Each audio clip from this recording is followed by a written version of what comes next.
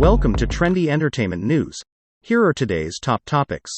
Many people are celebrating. Donald Trump has become the first president in U.S. history to be impeached twice, after being charged with incitement of insurrection over last week's deadly storming of Congress. The House of Representatives accused Mr. Trump of encouraging violence with his false claims of election fraud. He now faces trial in the upper chamber, the Senate, but not before he leaves office next Wednesday.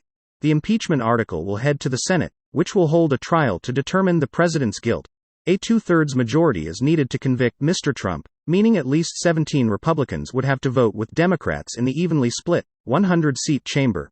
Republican Senate leader Mitch McConnell said in a statement, "Given the rules, procedures, and Senate precedents that govern presidential impeachment trials, there is simply no chance that a fair or serious trial could conclude before President-elect Biden is sworn in next week."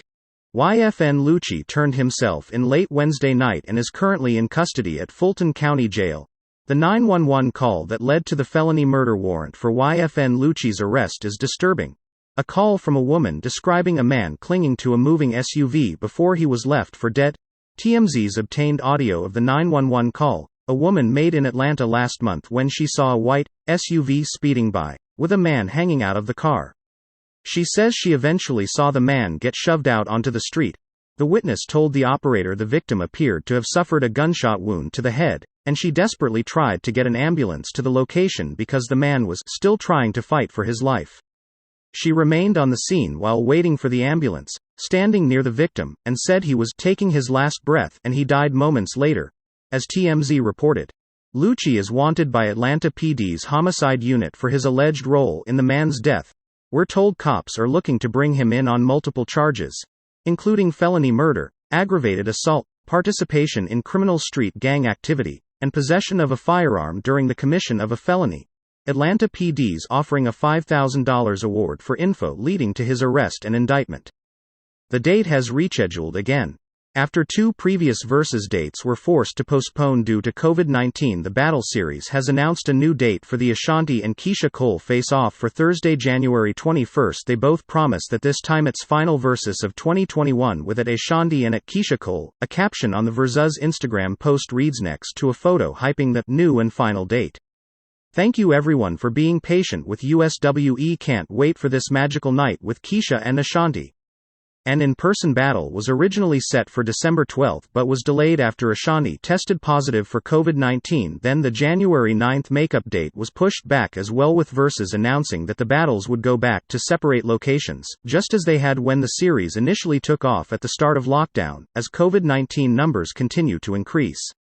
Viewers can tune in to the rescheduled Ashanti and Keisha Cole face-off on Thursday, January 21 at 8 p.m. ET, 5 p.m. on the Versus Instagram page or via Apple Music. Tyrese just couldn't keep his hands to himself.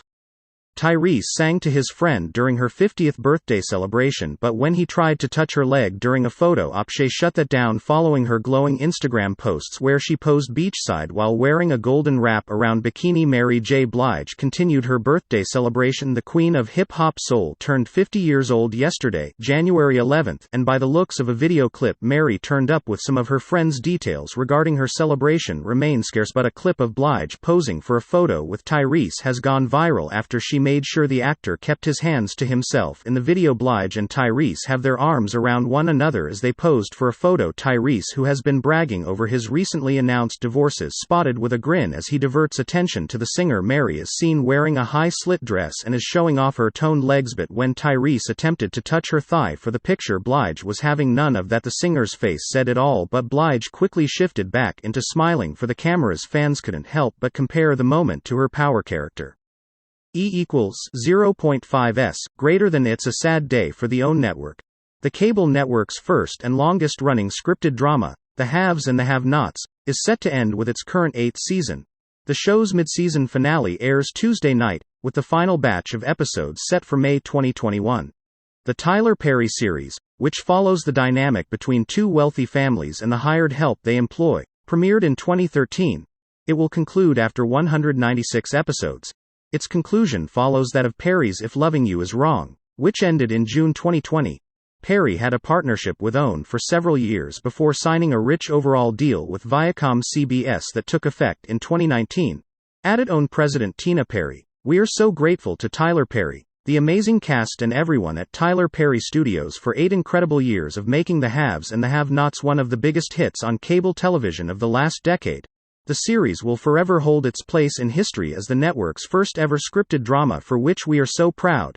We can't wait for fans to see the juicy storylines Tyler has planned for the final episodes. Breonna Taylor's mother has called on President-elect Joe Biden to open large-scale federal investigations into the death of her daughter and other Black Americans killed by police. Actions speak louder than words, Tamika Palmer wrote in a full-page ad in Tuesday's Washington Post. We need your actions to show that you are different than those who pay lip service to our losses while doing nothing to show that our loved ones' lives mattered. The Biden campaign's stated commitment to prioritize police accountability prompted people to vote for the president-elect, Palmer wrote. The Breonna Taylor Foundation, founded by her family, offered free rides to the polls in Louisville during early voting and on Election Day and used social media to encourage people to vote.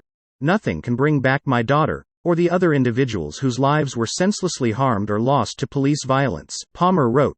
We can, however, honor their legacies by holding police accountable and bringing deep change to a truly unjust system. We fought for you, Palmer wrote in closing. It is now your turn to fight for us. That's all the news we have for today. Please subscribe to get latest updates. See you soon.